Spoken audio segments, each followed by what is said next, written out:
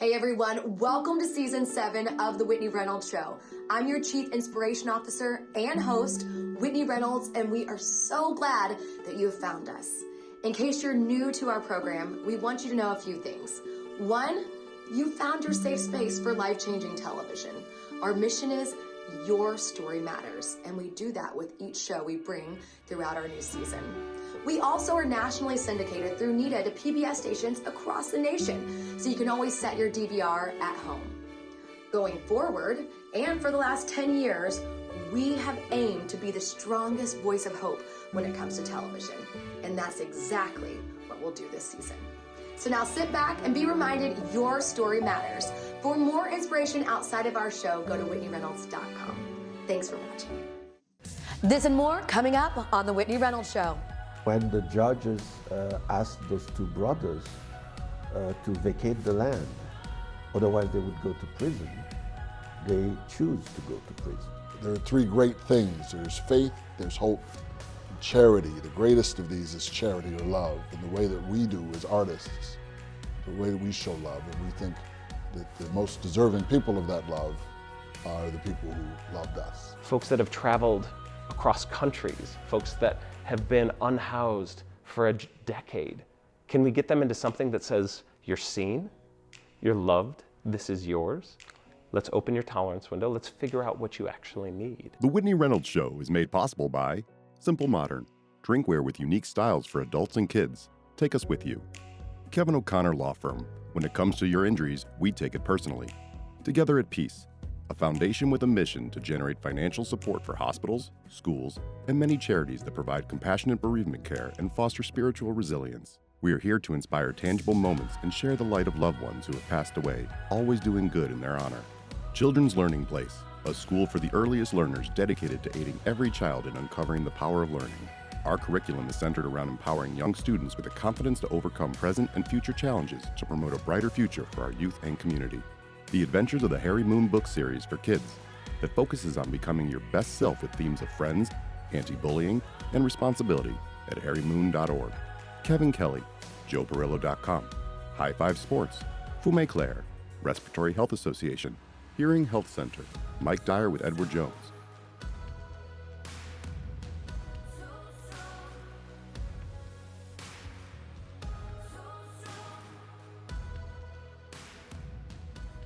Welcome to the Whitney Reynolds Show. Today we're talking forgotten cities and the people on a quest to replant them.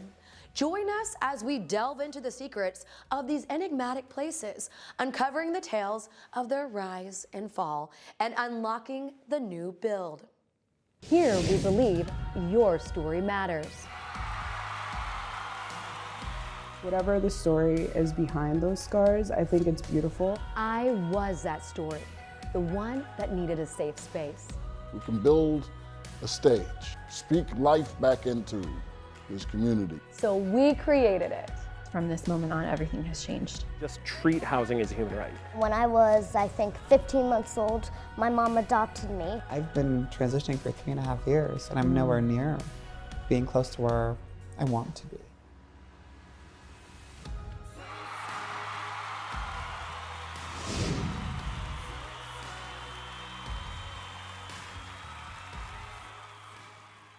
You have this charismatic energy. Is this the energy of like a home dropping date? Yeah, this is kind of everyday energy. It's sort of like, what does it look like to just rebuild our city one block at a time? You are consistently like this.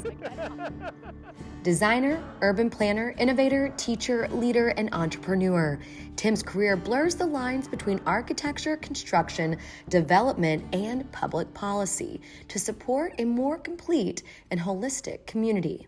Drilling down to your mission, Tim, what inspires you to have this fire and vision? It's just humanity at the end of the day, right? We live in a culture and a society where we talk about housing crises or job crises or education crises, but it's a humanity crisis. And so that drives us every day. What does it actually look like wherever you are on the spectrum to have dignified housing? Why do you feel so much passion behind this? Because I look at you and I know, because I've been on site with you and now I have you in studio, that you love people and you love them well. But why is that? I think it's because there is so much of how we pass each other in the night. We don't see each other as humans. And living and growing up across the country and living and traveling around the world, seeing what it looks like when humans are dissonant to each other, right? Versus when they're for each other. That was hard-coded early on, sort of growing up. It was hard-coded growing up in lots of different communities where you saw hope come from people working together. And it is that need for hope and humanity, right? And so it's sort of this day in, day out, all right, how do we actually make a house, a home, a block, a community, right, and a city thrive? And I don't know where that comes from explicitly, other than just a need and a hope to do better with the gifts that I've been given. And to be completely transparent, when I started learning about your story, I asked you on one of the Zoom calls, I said, why don't you just like sell these homes and make tons of money and don't, because I mean, that was mind-boggling. I mean, you have a family, it costs money. What makes you still have this like servant heart of, I want to lift others up? We have a wonderful home, a roof over the heads of our kids, an opportunity for them. And so why not make more of that, right? Why not live in a mental model of an enough economy, right? So if I have enough to take care of my children, to celebrate and grow and raise a family, why can't we do that for more and more people, right? So for us, the more families that get that, right? The more families that have that stability, that certainty, the more we cost it out to bring the best possible home to the most people that we can. We're better as a society, right? It's sort of this broad idea that, you know, that tide lifts everybody. And so why not be for everybody, right? And what you're doing too is taking communities that now seem like they've lost the life in them and bringing it back. He focuses on leveraging his buildings to elevate the human condition in remarkable ways. So many of our communities across the city, across this country, have seen sort of disinvestment after disinvestment, sort of lack of care and concern. The most recent house that we set into a community, I met the woman who lost her house there 42 years ago to a fire.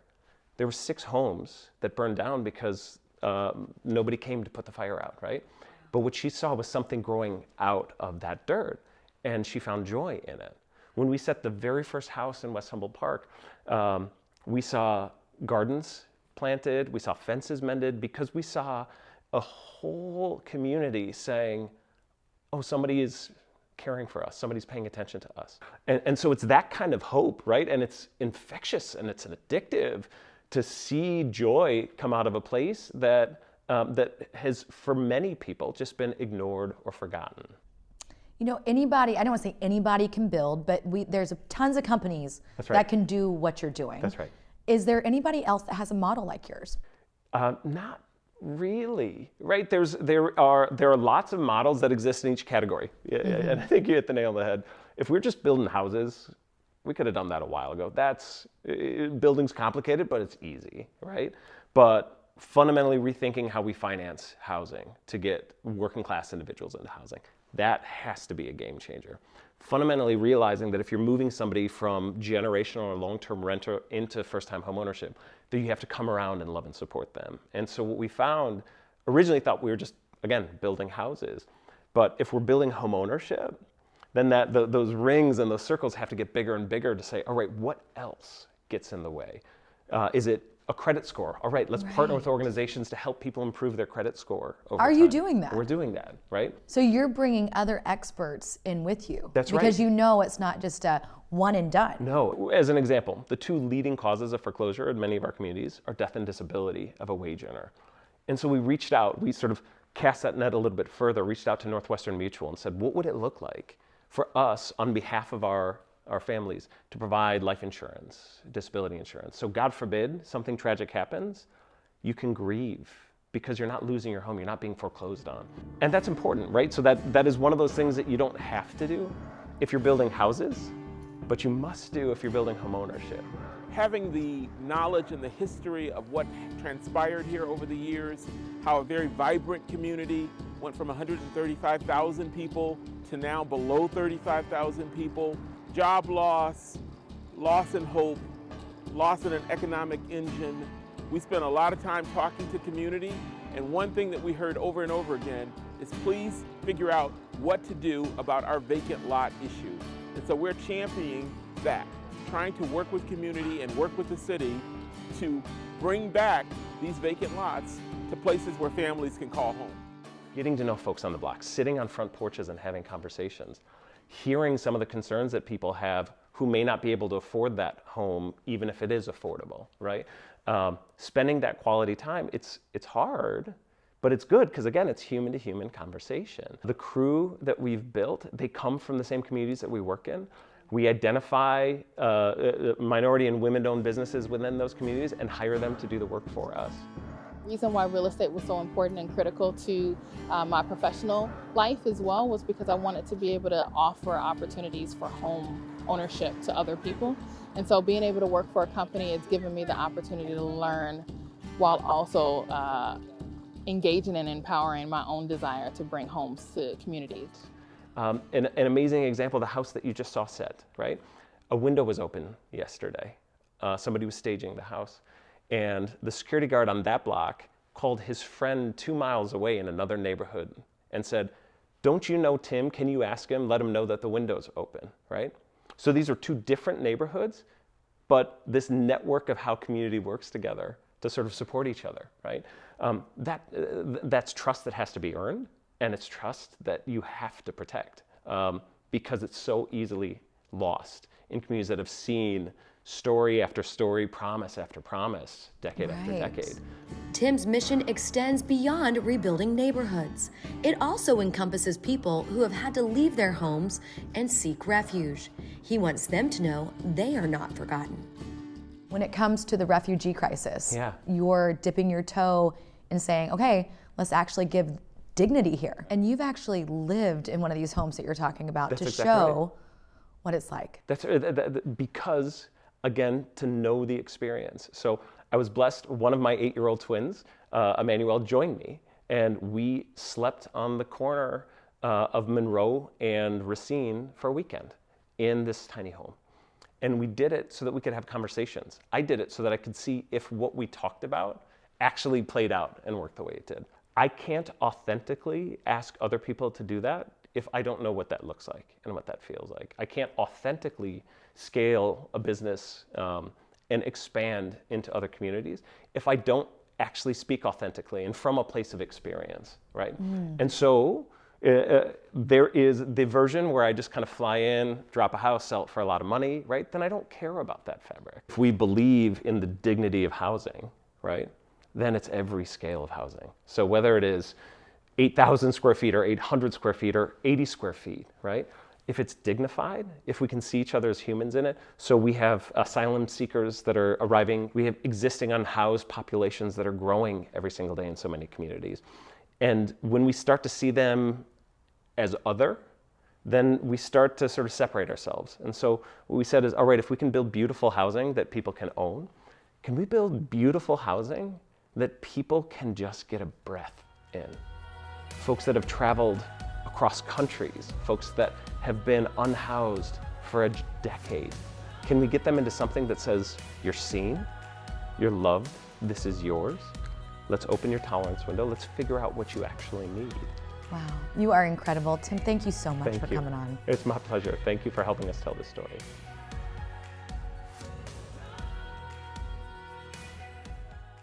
Next up, a famous filmmaker who introduces us to Silver Dollar Road, a family story of perseverance and not getting left behind. Welcome to the show. Thank you for having me. Silver Dollar Road changed my way of thinking. I had no idea that this story exists. So you still have land that are basically stolen by promoters, lawyers, entities, private entities. And in that particular case of the Reals family, they were born on that land, their grandmother was born on that land. They have been on that land forever, for more than 150 years. Silver Dollar Road is a real-life story of a family fighting to keep what they believe is theirs. Growing up here on Silver Dollar Road was so magical. It was the one place you could go. You wasn't worried about being targeted by the law. It's theirs. That's where they farm. That's where they hunt. That's where they fish. There was never any problem. They provide from themselves. They had an economical basis. And starting in the 70s, they started having problems on that. Their great-grandfather bought the land, 75 acres of land on the coast. And he lost it by not paying taxes. That, right. Especially in that region at the time, that's something that can happen. It's not even, I don't even think it's a lot of money. Right. But one of his brothers was able to buy the land. And the problem started when that brother died. There's word of part of the property being sold to someone else that the family had no knowledge of. We was getting threats. It came down and put eviction notice on a lot Curtis and Melvin houses. My Uncle Melvin told me, I need your help. If they're saying we have to sign our rights away or go to jail, I'm going to jail. It was heartbreaking to see them chained. I went in at 52 and come out at 61. They took the best years of my life. This documentary follows the story of the Reels family, as told by the matriarch and her niece, two women who are determined to safeguard their ancestors' land. This doc, based on a 2019 ProPublica article, examines the legal system when it comes to Black land ownership. For the family, it was a feeling that cannot happen. And when the judges asked those two brothers to vacate the land, otherwise they would go to prison, they choose to go to prison. But the big scandal and also I would say the most racist part of the story is that you decide to put two older men in jail without a limit. The urgency is to make sure that the rest of the property, meaning 65 acres that are left, is safe. Do you think it will eventually get resolved for the Reels family? Grandmother is now 96 years old, and she still has the memory of everybody. So nobody can come and say, "I want this." She has the memory of the whole place. So, but new people might come out of the bush and pretend to have part of the land. And one of the first reaction of Mamie, the matriarch, was that she felt much more safe now because now she was not the only one having to tell the story, that the film now can speak for her. So it was important for me to put that family on a pedestal and show them as the beautiful people that they are, despite the injustice that have come upon them. Academy Award nominee Raoul Peck is a Haitian filmmaker of both documentary and feature films. He is known for using historical, political, and personal characters to tackle and recount societal issues and historical events. Did you envision what you're doing today, or how did that evolve? So my life as a filmmaker started when I was around 26, so when I went back to film school.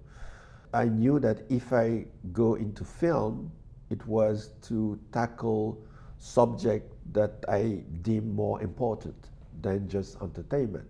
I grew up in a country that had a dictatorship, the Duvalier dictatorship. My parents had to leave Haiti to go to the Congo to work for the UN.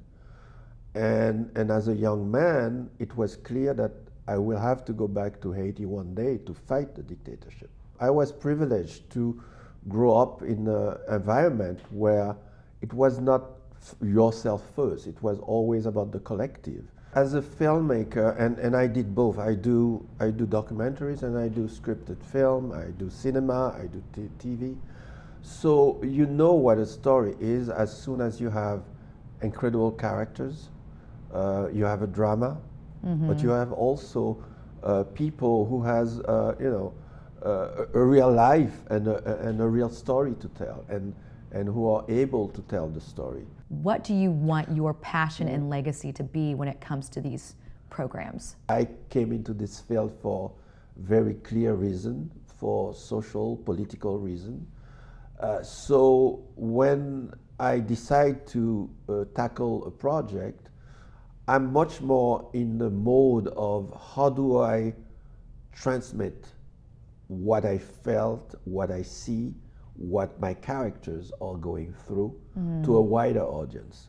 That's my goal. And I'm like the surgeon in the operation room, Right. you know, concentrating on what I'm doing and not much thinking about myself, you know, because I can't mix both. You know, I really have to be sure of what I'm capturing, what I'm observing, how I am transforming it into a film, much more than my own personal feelings. I think that's something now I can start that the film is finished. I can start to leave something else because I can see the interaction between the characters of the film and the audience. That was beautiful. Thank you so much again. Thank you.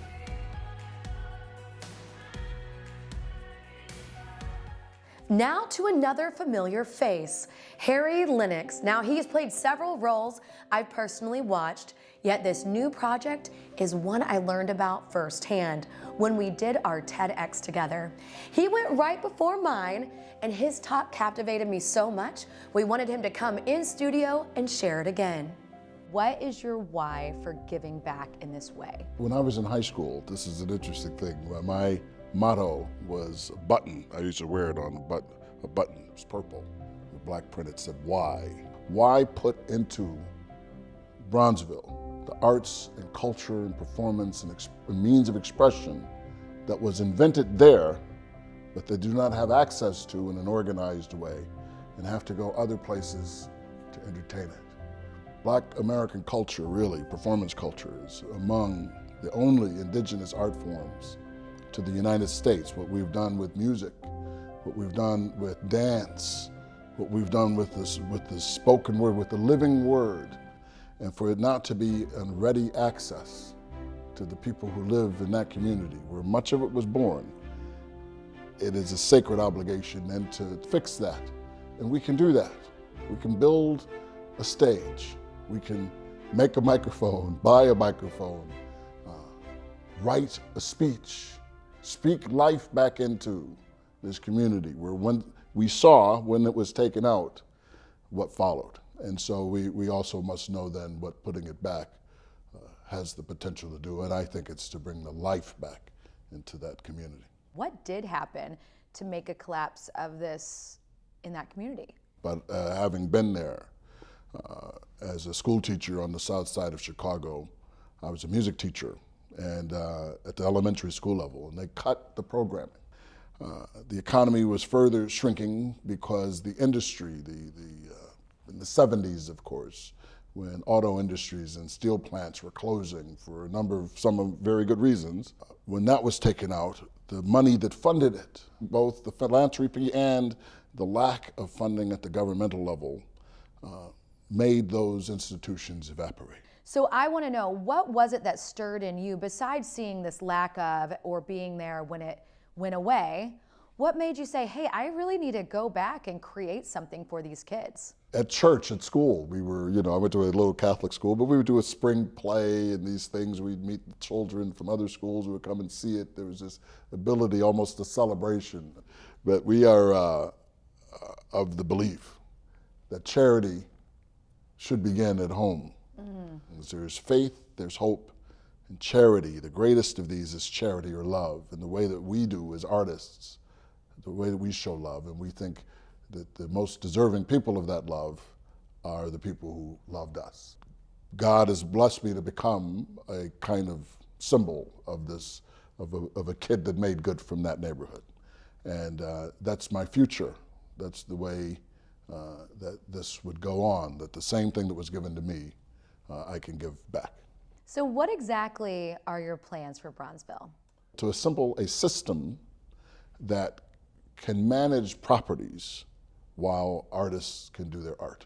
But the idea of Whitney really is to be self-sustaining in the sense that we can combine the commercial aspects, hotels, living places, tickets, sales, merchandise, these things, in addition to providing the shell, the frame in which the art can live. How far are you away from seeing this come to life? This is generational, really, in a way. To bring it, to make it successful, it has to outlive certainly me and my involvement with it. We need, in order to build what I think would be self-sustaining, about $100 million. In time, that's for this phase, but in time, who knows? We might need $1 billion. The question becomes what that's worth, what value that brings. If I can spend $1 billion and get something that's worth $2 billion, then I've done great. And I think what we're trying to do is worth far more than that. I love it. Well, thank you so much for coming on today. Thank you for having me. This has been great. Stories of the rebuild. That's something we can all learn from. Remember, your story matters.